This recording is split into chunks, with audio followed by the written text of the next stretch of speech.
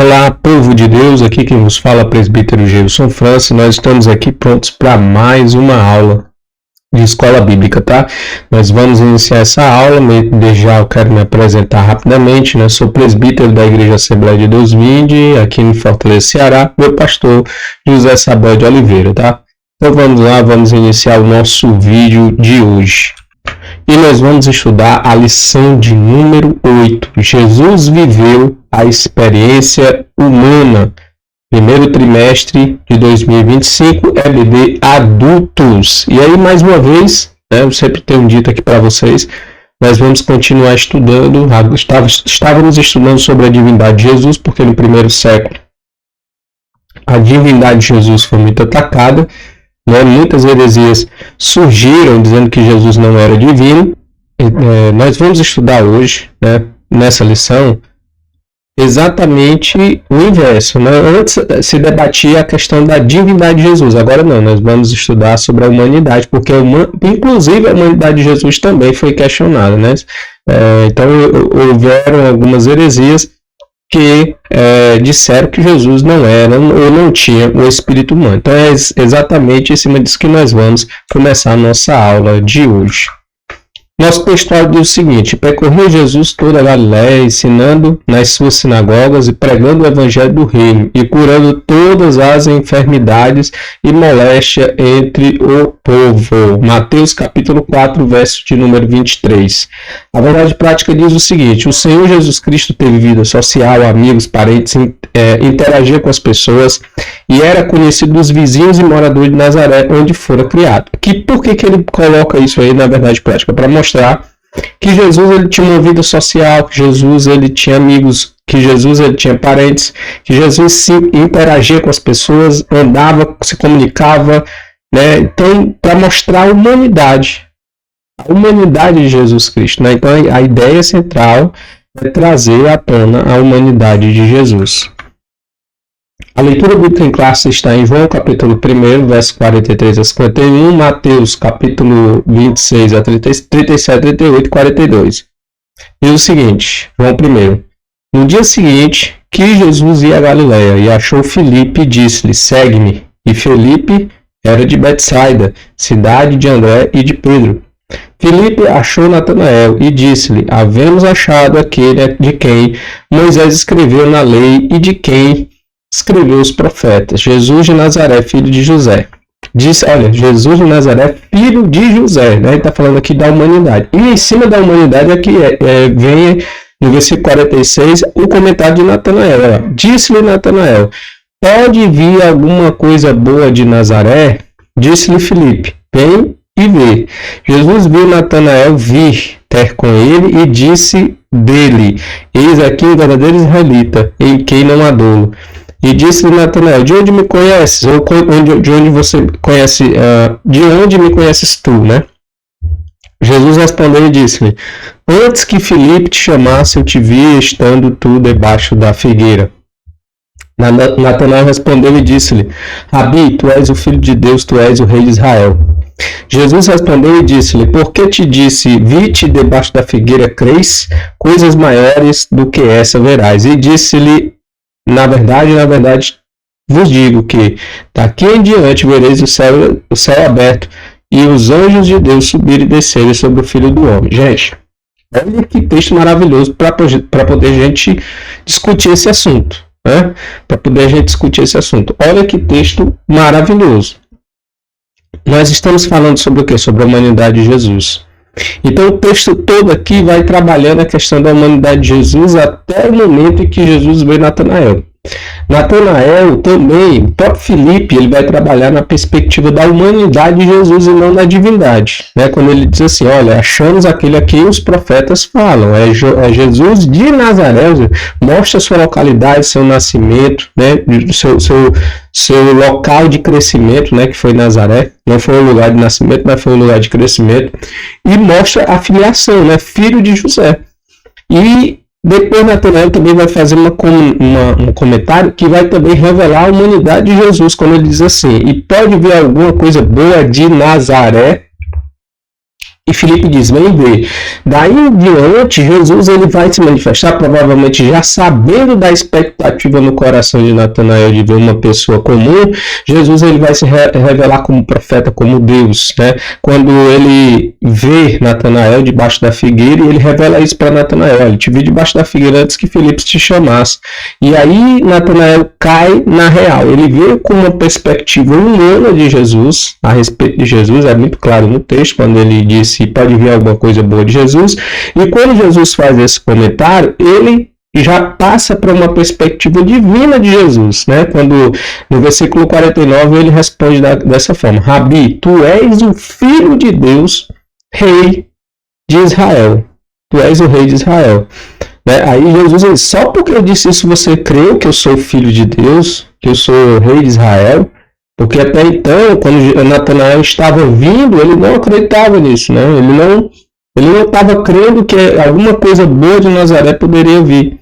E aí, Jesus ele disse, olha, coisas maiores vocês vão ver, porque daqui em diante vocês vão ver o céu aberto e os anjos de Deus subirem e descerem sobre o Filho do Homem. Muito bem, muito bem. Acredito que ficou bem claro esse texto, acredito que deu para me destrinchar bastante para que você possa entender esse texto, né? Agora vamos para Mateus capítulo de número 26, que diz o seguinte: E levantando consigo Pedro e os dois filhos de Zebedeu, começou a entristecer-se e a angustiar-se muito. Jesus angustiado, Jesus triste. Jesus angustiado e triste são emoções puramente humanas, tristeza e angústia. Né? Então lhe disse, minha alma está cheia de tristeza até a morte, ficai aqui e vigiai comigo. E indo segunda vez orou dizendo, meu pai, se este cálice não puder passar de mim sem que eu beba, faça-se a tua vontade. Né? Então muito bem, gente, mostrando aqui já as emoções, os sentimentos de Jesus. Jesus se angustiava, Jesus tinha tristeza, Jesus chorou algumas vezes, Jesus chorou no túmulo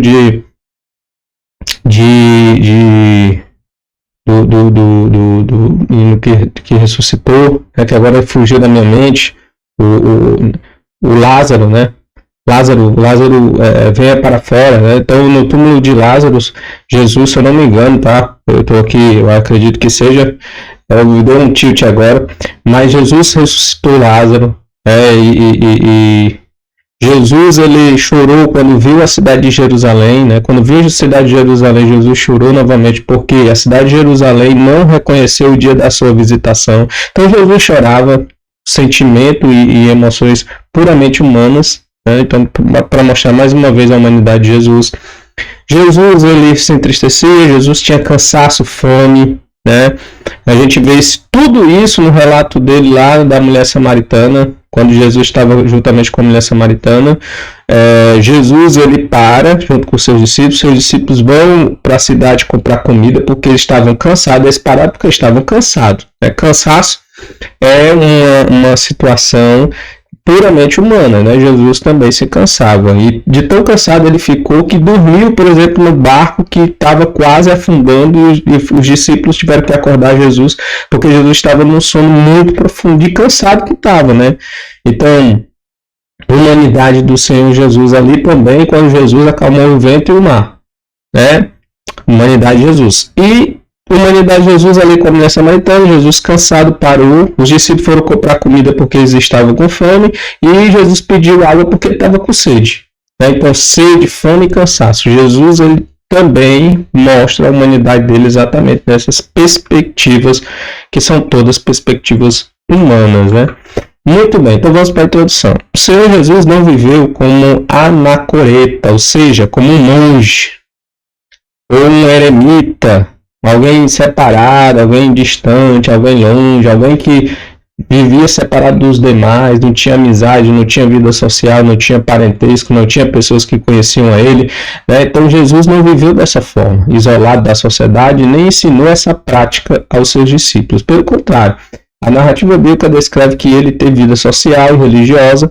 A presente lição pretende mostrar alguns aspectos da experiência humana de Jesus. Muito legal isso aqui, entender que Jesus ele teve essa vida social e ensinou seus discípulos a também ter uma vida social, porque a pregação do evangelho é puro relacionamento, irmão. Pregar o evangelho é se relacionar, não é apenas abrir a boca para falar de Jesus ou criar mensagens para pregar em cima do púlpito sem nenhum tipo de relacionamento com as pessoas. O evangelho é relacionamento. Então você precisa se relacionar, ter vizinhos, amigos, né? Pessoas que vão se relacionar com você, que até para você transmitir a mensagem do evangelho. Então não existe evangelho sem relacionamento humano. Não existe evangelho sem humanidade. Sem humanidade, sem demonstração de humanidade pelo próximo, por mais pecador que ele seja, porque foi tudo isso que Jesus fez. Foi ser humano diante das pessoas que também eram humanas, caídas e pecadoras, né? Diferentemente de Jesus, porque Jesus em nenhum momento pecou. Embora ele não pecasse, também não se distanciava, não se afastava das pessoas. E muitas vezes foi criticado por conta disso. Jesus ele foi criticado porque ele comia com pecadores. Ele era criticado. A sua moral, Jesus não queria saber da sua moral. Jesus comia com pecadores porque queria pregar o evangelho. Jesus se alimentava, bebia, ia para as festas de pecadores porque ele queria comunicar o evangelho para as pessoas. Ele não podia se isolar. Os fariseus já tinham no próprio nome, fariseu, né, uma fama de pessoas que viviam separadas das outras. E se achavam mais santos do que as outras. Então tudo que o evangelho não é, tudo que o evangelho não quer, nunca quis ser. O evangelho nunca quis fazer com que as pessoas se afastassem umas das outras, da vizinha, dos amigos, enfim, não. O evangelho sempre foi uma questão de relacionamento humano e a gente vê isso puramente em Jesus Cristo acontecendo em cada palavra, em cada gesto, em cada situação, em cada conversa, né? Jesus mostrava a sua humanidade. Então Jesus foi humano, gente. Totalmente humano, embora não deixasse de ser Deus, embora não deixasse os seus atributos divinos, embora ele praticasse na sua comunidade, nas pessoas com quem ele conversava, embora ele ajudasse e manifestasse o poder de Deus, como filho de Deus, como Deus que ele era, tá? Então é isso. A experiência humana do ministério de Jesus. Os debates com as autoridades religiosas. Os principais opositores de Jesus foram os fariseus, os saduceus e os herodianos. Esses debates revelam o ensino de Jesus sobre a ética, os princípios morais e as responsabilidades civis que temos. Os fariseus. O nome vem do hebraico prushim, que significa separado. O próprio nome já significa separados, pessoas que se separavam das demais, porque não concordavam também com os saduceus, né? Então tinha esse motivo também. Então era pessoa separada, mas também tinha a questão de se acharem, né, pessoas perfeitas, santas, que cumpridoras da lei, muito mais do que as outras pessoas, também carregavam essa moralidade, né? Defendiam a tradição acima da escritura e a separação do Estado da religião. Eram membros do Sinédrio, tornaram-se alvo de críticas de Jesus, né? Jesus criticou bastante, chamando-os de hipócritas, porque sim, eram pessoas que tinham uma aparência de santidade, de pessoas separadas, mas por dentro eram pessoas completamente pecadoras e ruins, perversas. O apóstolo Paulo declara que o grupo dos fariseus, a qual pertencia antes da sua conversão, era a mais severa seita do judaísmo. Então, o judaísmo era isso, né? Os fariseus, melhor dizendo. Os saduceus. O nome vem de Zadok, família que destina ou detinha o cargo de sumo sacerdote desde Salomão. Até pouco antes do surgimento desses grupos, eram, como os fariseus, uma facção dentro do judaísmo. Alegavam aceitar apenas os 5 livros de Moisés, o Pentateuco, com certas reservas, pois não acreditavam em anjos, espíritos ou ressurreição. Então os saduceus não acreditavam em anjos, em espíritos e nem em ressurreição. Rejeitavam os demais livros do Antigo Testamento. Então os profetas, os salmos, né? Só apenas aceitavam os 5 livros da Bíblia. Pois não acreditavam nisso, né? Não acreditavam em anjos, em ressurreição, em espíritos, enfim.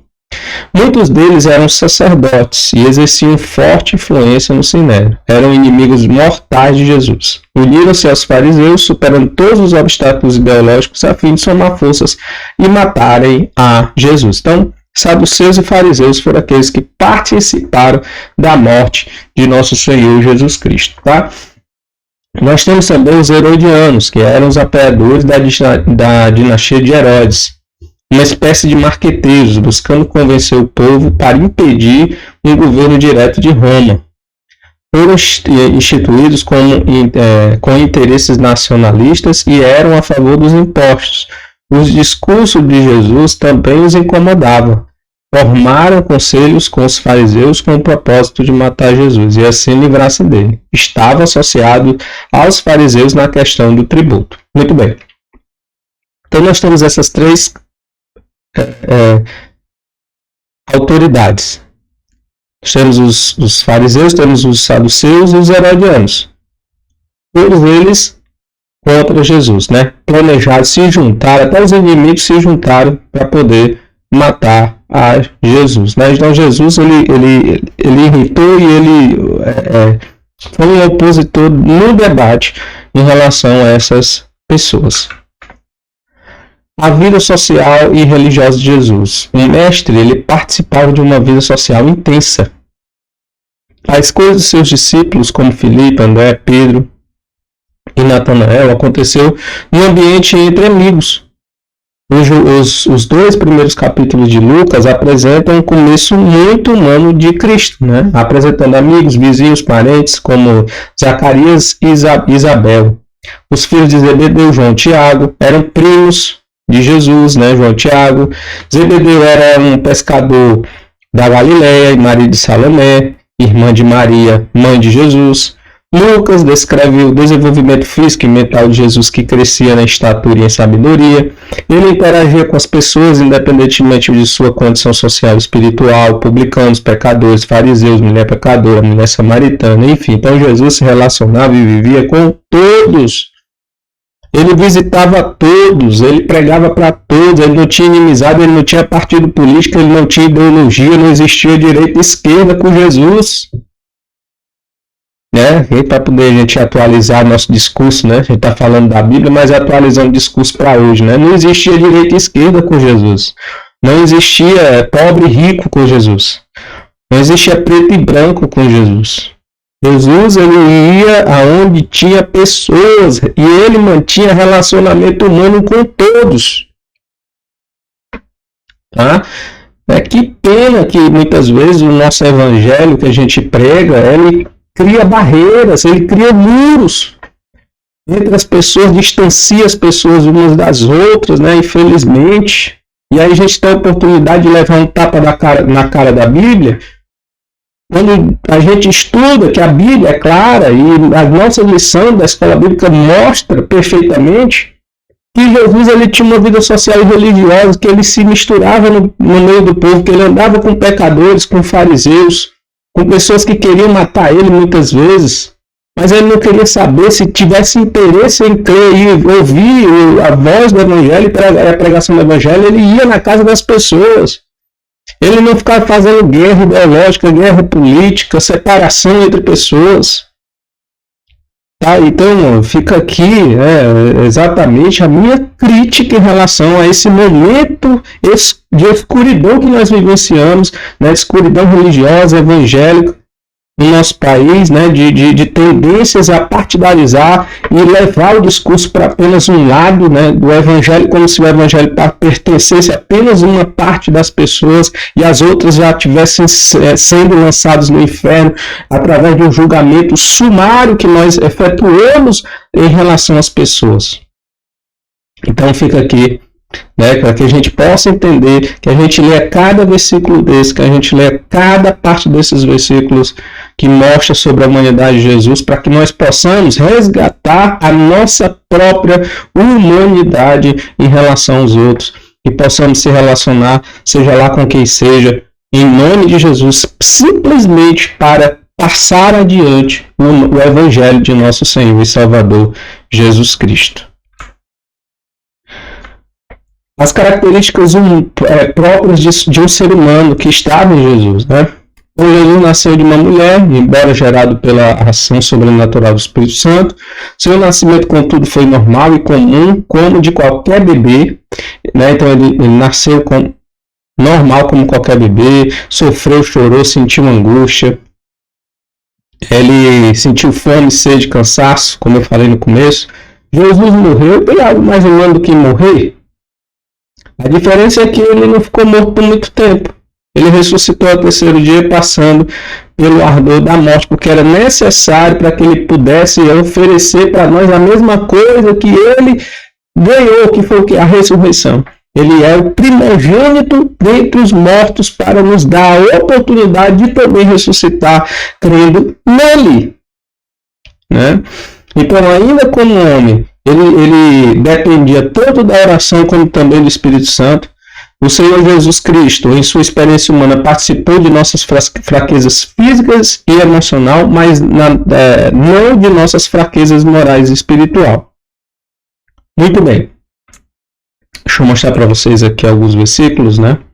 Jesus como humano, Lucas capítulo 2, versos 6 a 7. E aconteceu que, estando ele ali, cumpriu-se os dias em que havia de dar à luz, isso Maria. E deu à luz a seu filho primogênito e envolveu-o em panos e deitou-o numa manjedoura, porque não havia lugares para eles na estalar. Então Jesus nasceu como qualquer criança, né, na sua época. Jesus como humano ainda, e por isso também Jesus, para santificar o povo pelo seu próprio sangue, pereceu fora da porta. Ou seja, Jesus ele morreu, Jesus ele pereceu, Jesus ele chorou, né, quando ele viu a sua cidade, ele chorou sobre ela, Jerusalém, porque não reconheceu o dia da sua visitação. Jesus ele como humano, ele dormia na proa do barco, né, pelo qual ele teve que se acordar para acalmar o vento e o mar. Jesus como ser humano, ele teve cansaço, né, da viagem, cansado da viagem, ele sentou-se ali à beira do poço, e isto era por volta do meio-dia, ou seja, Jesus ele se cansou, os discípulos tiveram que comprar comida, ele também estava com fome, e ele pediu água à mulher samaritana, porque também estava com sede. Então Jesus cansado, com fome e com sede, como qualquer ser humano, né? Muito bem, muito bem, muito bem. Então vamos aqui retornar para que a gente dê continuidade à nossa aula, e agora vamos para o tópico de número 2, heresias que negam a humanidade de Jesus. O apolinarismo. Apolinário foi bispo de Laodiceia, nasceu provavelmente em 310 d.C. e morreu em 392. O apolinarismo é a doutrina que nega que Jesus encarnado teve espírito humano.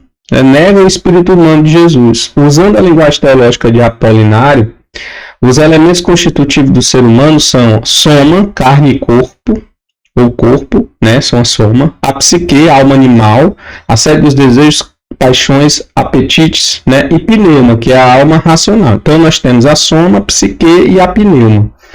Em relação a Jesus, dizia que ele possuía a soma, né, um corpo, ele possuía uma psique, mas não possuía um espírito, uma pneuma, uma alma racional. Interessante isso, né? Loucura até. Então, segundo Apolinário, o verbo teria ocupado o lugar da alma na encarnação. Com isso, negando que Jesus tivesse espírito humano. Então, o apolinarismo não acreditava que Jesus tinha nele o espírito humano. Então, qual foi a reação da igreja? A humanidade plena de Jesus está clara no Novo Testamento, que fala do corpo físico de Cristo e também da alma e do espírito. Então, fala do corpo físico, da alma, do espírito. Então, essa humanidade de Jesus é igual à nossa, né? Por exemplo, nós temos aqui, né, Hebreus, deixa eu dar uma olhadinha aqui, só eu vou retornar aqui para mim dar uma olhadinha. Hebreus capítulo 2, né, versículo 14 e 17, diz o seguinte, vou ler do 14 ao 17. Portanto, visto que os filhos são pessoas de carne e sangue, ele também participou dessa condição humana. Jesus participou, olha o versículo dizendo claramente que Jesus participou da condição humana de ser uma pessoa de carne e sangue, para que por sua morte, Jesus morreu, né, não existe nada melhor ou maior para justificar e para poder também debater e combater essa heresia, né, de que Jesus não tinha espírito humano, do que morrer. Jesus morreu, Mas ele morreu o quê? Para que derrotasse aquele que tem poder sobre a morte, isto é, o diabo.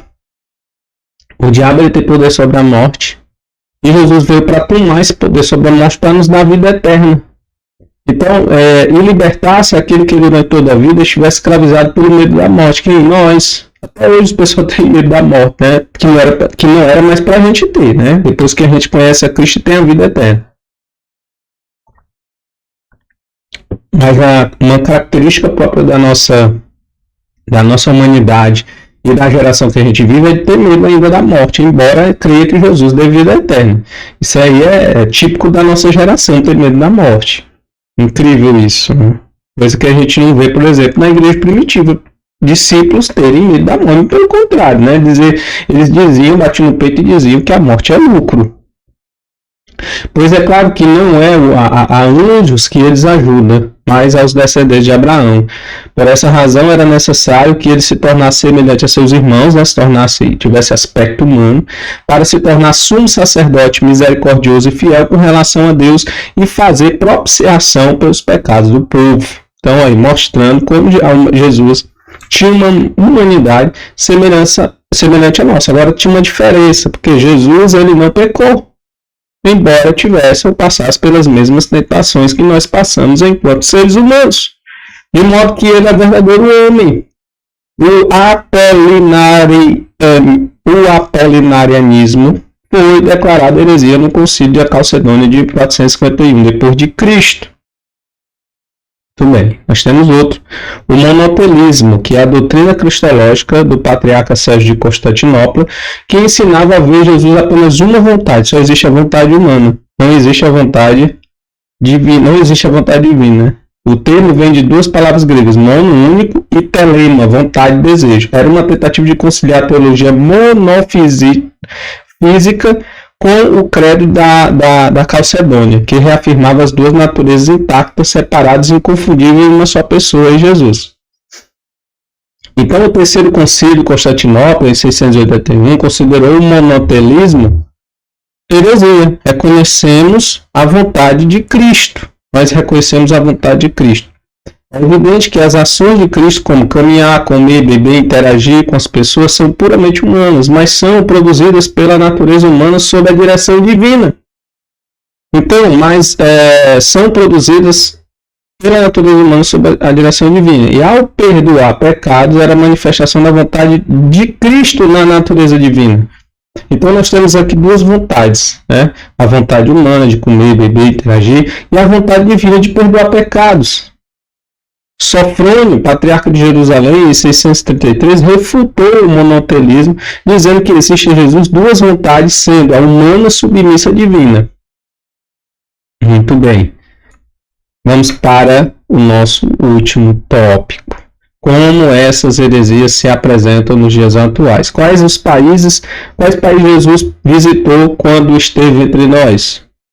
Podemos afirmar que Jesus visitou durante a vida terrena 3 países: o Egito, Israel e a Fenícia, atual Líbano. Então foi o Líbano, o Egito e o próprio Israel, né? Muito bem. Mas não faltam crenças bizarras de que Jesus, ele, por exemplo, foi para outros lugares, né? Como, por exemplo, o movimento da Nova Era diz, né, que Jesus ele foi para a Índia. E os mormons declaram que Jesus foi até os Estados Unidos. Né? Então a Bíblia, porém, nada disso menciona e ensina-nos a rejeitarmos as fábulas. Os evangelhos não mostram um Jesus estranho em sua comunidade e muito menos um forasteiro. Então Jesus não foi um forasteiro que saiu andando para todo lado e também não foi uma pessoa estranha dentro da sua própria comunidade. Muito pelo contrário, se relacionado com todo mundo. Né? Então Jesus, ele era visto como alguém da comunidade.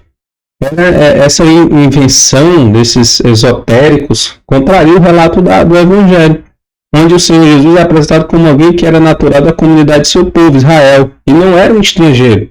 Sua maneira de viver e seus ensinos refletem a cultura judaica, e nada há que se pareça com a cultura hindu. Não é este o carpinteiro, filho, olha aí, mais uma expressão na Bíblia que mostra a humanidade completa de Cristo.